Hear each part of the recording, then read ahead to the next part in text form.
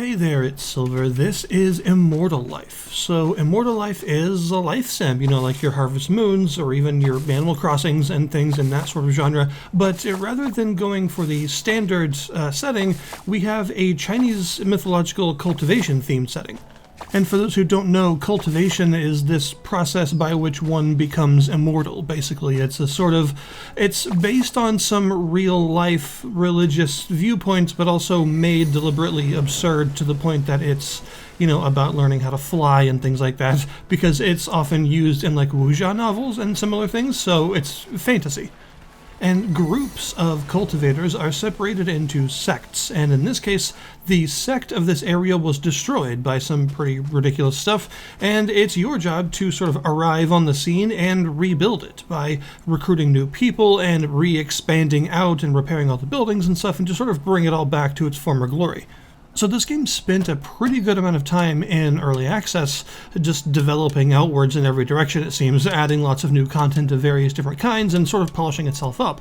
And now that it's finished, it's actually 1.0, I thought it would be a very good time to finally jump in and take a look at it. So the first thing about this game to mention probably is how it looks and sounds. It is visually not a super impressive game. It is not going for really high fidelity textures or super detailed animations or anything like that. This is probably a very small team, so they're doing with what they have, and it looks relatively simplistic as a result, but it does have a nicely stylized appearance, going for kind of like a sort of ink painting / watercolor vibe. It's got very pretty colors, and all of its areas tend to have very bright, vibrant colors and stuff, so I think it actually manages to look pretty good despite having lower fidelity textures and things. But the thing that I think hits above its weight a little bit is the sound design in the game, because the music and the overall sound is really nice. Different areas, of course, have their own soundtracks, and they all have a nice sort of Chinese traditional instrument sound that sounds like it was recorded with a lot of detail, so they have a lot of sort of warmth, and a lot of the string instruments and stuff kind of ring out for a while. It all just sounds crisp and nice to listen to.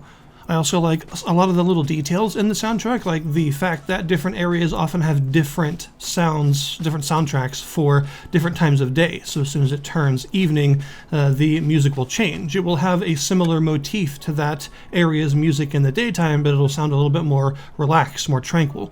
And I think that's a pretty nice touch. And the same extends to all of the sound effects for stuff like your interface and all of your actions and stuff. They just have pretty nice sounds that are kind of atmospheric, and they help to create that sort of zen atmosphere that you're often looking for in this genre. So of course, one of the big things you're going to be doing right from the beginning is farming, and you do have a basic house at first, and downstairs from your house is a big plot of land that you can clear out because it's got lots of grasses and rocks and trees and stuff in it in order to make some farmland. And at first, planting and watering and harvesting and stuff kind of works like normal, like you would expect for the genre, but the game quickly sort of makes it clear how its cultivation themes are going to be throughout most of the mechanics of the game. And so you'll quickly find the ability to do things like scatter seeds to the wind and actually plant a bunch of stuff in quick succession by just standing still and throwing the seed bag around and planting in a nice line. And you can do the same with your watering gourd, which is infinite, by the way, because it is a cultivation artifact, so it is magic, and it has an infinite amount of water in it, but you can also use it to summon up a rain cloud that you can actually control, and then just control this rain cloud to go over all of your plots in order to water them all at once. These all take MP in order to do, but are very useful, of course, because you are going to be expected to have pretty large plots in this game. You'll need to be farming a lot of stuff at once, so having these spells definitely helps you out. And there are some other more advanced spells that you can get eventually, like, for instance, the ability to advance the growth of everything around you, or even immediately ripen whatever you're looking at. It even goes for harvesting stuff, because at first harvesting will be done like you would expect, just going up to each plant individually and picking the stuff off of them, but very quickly you'll gain access to these dual sickle things that you sort of windmill around, and you can harvest stuff en masse that way. The sect and your valley are connected to this fairy town. It's sort of just like a ferry stop along the way, a small settlement with a lot of trade and stuff. And this is important because this is where you're going to be getting a lot of your seeds, as well as selling all of your crops that you don't want to use for other stuff like cooking. So you can find various NPCs that specialize in different things, like of course a fishmonger that buys and sells fish, and your classic seed vendor that has lots of like vegetables and sometimes fruit depending on the season available. That's another thing to mention. The seasons in this game are separated in kind of an odd way. You have the 4 seasons you would expect, but they're not separated into just individual days, but rather they're separated into these things called solar terms, which I believe there are 6 of, I think, maybe 5 in each season. And a solar term is 3 days long, and they all have sort of flowery names like Major Heat or Morning Dew and stuff like that. That sort of represents what in general is happening during that part of the season. And you'll tend to find that most things restock and reset during new solar terms, so every 3 days. Another thing that works a little bit differently than your standard game in the genre is cooking. You actually don't have access to cooking at your house at first. Your sect will eventually get a sect kitchen, but you have to actually repair it and put a bunch of resources into building it, and you also have to recruit a specific person first, so it'll take a little while before you have access to that. Instead, there is an inn at the ferry stop that has a kitchen in it, and you can actually choose to rent that kitchen for the day in order to use it to actually cook stuff, and that is at first how you're going to be able to cook things. And cooking recipes is a lot more involved because you'll have a whole bunch of different stations, like a mixing table or a chopping table for vegetables or a chopping table for meat, and you got to use things on the right tables in the right order to finally create the eventual end product. You'll find that that's something that this game likes to do a lot, is to create pretty involved minigames for most kinds of tasks. You'll find that the currency system is a little bit unusual, but not too bad. You basically get these blue crystals called spirit shards for selling stuff, and every 1,000 shards becomes a spirit stone. And so the prices for things are broken down into those 2 types of the same currency, basically. Now, you do have several other cultivators in your sect, and you can talk to them to do various things, and as you go through the story, they will unlock more unique functions specific to them, like the fisherman guy, who you will eventually be able to trade fish to get trophies, and you can hang those trophies in your house, or, for instance, send him out on fishing expeditions where he will come back, depending on where you send him, after a few days with some nice fish for you.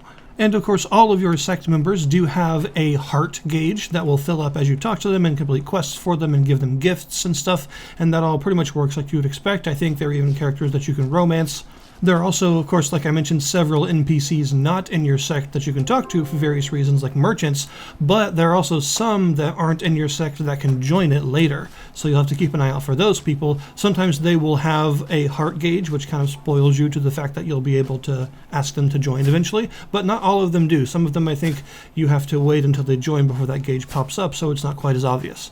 Now, in addition to doing all this stuff, you are, of course, trying to rebuild the sect, and that's not just figurative in the sense of getting more people, but also literal in the sense that all of its buildings are destroyed and in ruins, so you've got to fix them up. To facilitate this, there is a Renovation division building that you can go to that has a couple of NPCs in it that you can talk to for repairing major new buildings, which will unlock entirely new mechanics and new bits of the story and stuff whenever they become available, but they often take quite a lot of resources to create and several days to rebuild once you hand all the resources over. And then the other NPC is mostly about like furniture for your house, as well as new styles of decoration. Some of them also have functions, like say the fermentation jar, which lets you actually create stuff like wine. So the main NPC in the Renovation division that lets you, get new buildings and stuff, this is sort of the most important part of the progression of the game, you could say. This is the main big chunks of progress you're going to make, are unlocking new stuff to renovate and then successfully providing all the resources to do it. This guy can also expand your home, which becomes pretty important because a lot of your stats don't regenerate all that much when you sleep. Your health and stamina regenerate some. Your MP that you use for spells and using artifacts, that doesn't regenerate naturally at all. And the only way to get these resources back, of course, is to sleep. But the amount that is restored when you sleep is dependent on the decoration of your house. So the level of your house, which is how many times you've upgraded it, will determine the cap of how many of these you can fit in there. And then as you get new furniture, each one will have a certain amount of restoration that it provides. Like, it'll say 1 MP per hour and 2 stamina per hour, or something like that. So whenever you plot that down on one of your rooms, it'll add that amount to the total that you restore while you sleep. There are also several different mystic realms you can find. I believe there are about a dozen-ish of them, and these are basically dungeons. A mystic realm has a several floor long dungeon that has its own unique enemies that are, unique to each one, and also its own unique resource nodes that you can mine or chop down or whatever in order to get some fancy stuff. And these are all really important because a lot of the resources you get from these can only really be obtained from them.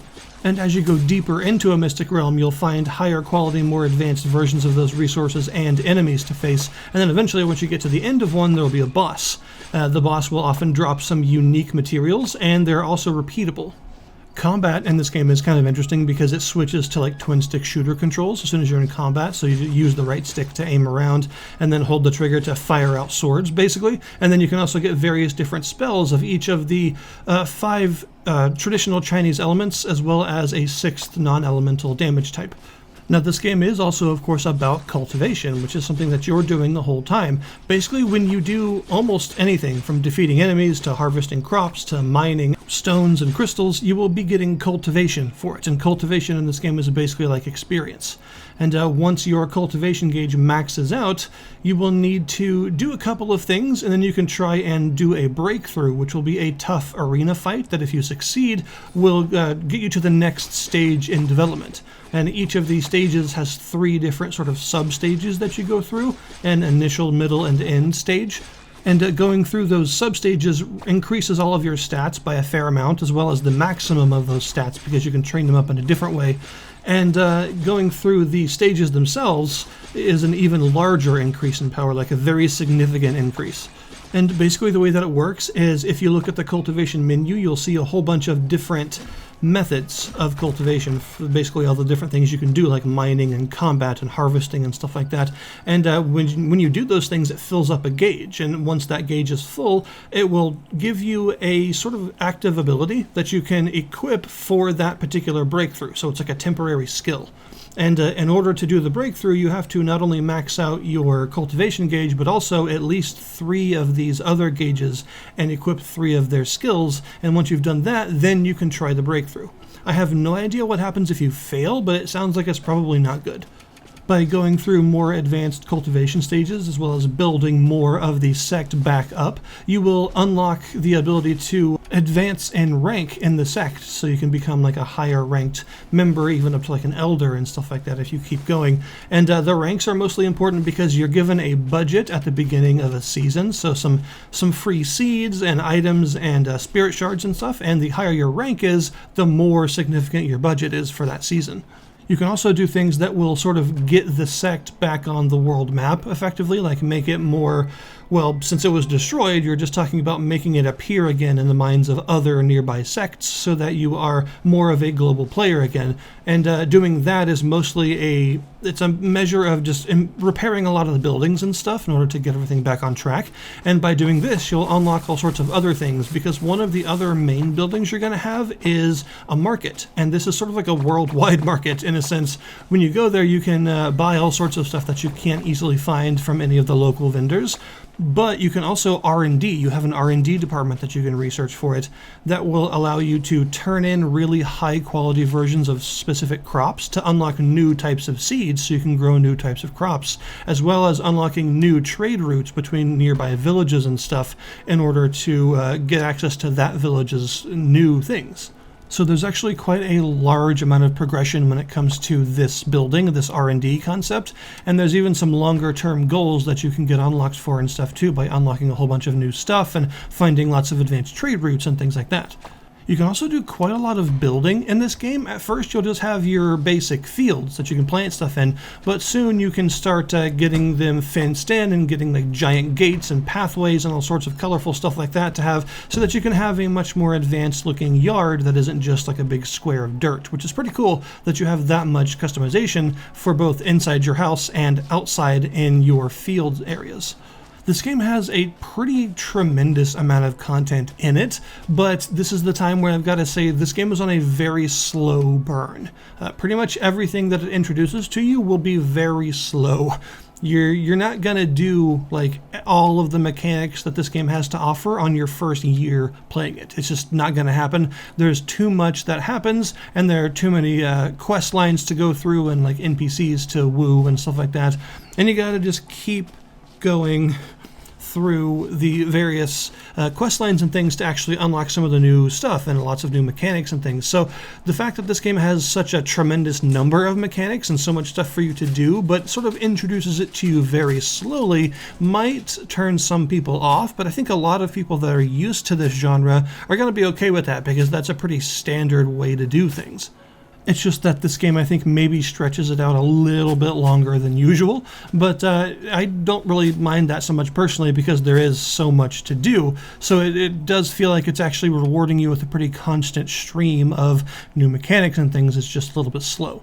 And there are some other mechanics I haven't even gotten into, like, say, beekeeping, and you can have various different kinds of honey depending on the sorts of flowers you surround your apiaries with, or silkworm keeping, and you can feed them different mulberry leaves and things and have different types of silkworm to try and produce different types of silk. So yeah, there's just a lot here to do, and if you're looking for a long-form life sim, something that's going to keep you going for a really long time, I think this game has a really unique way of doing things that makes it worth checking out. There's a lot here to like, and as someone that enjoys the idea of like Chinese cultivation mythology, there's a lot of interesting stuff to work through, and I think it's pretty well implemented in terms of giving you that feeling of being in a sort of up-and-coming sect. I think it's a neat concept, and it does it pretty well. So I'll put the link in the description below this video to the Steam store page for Immortal Life if you wish to check it out yourselves. Thank you guys very much for watching, and I'll see you next time.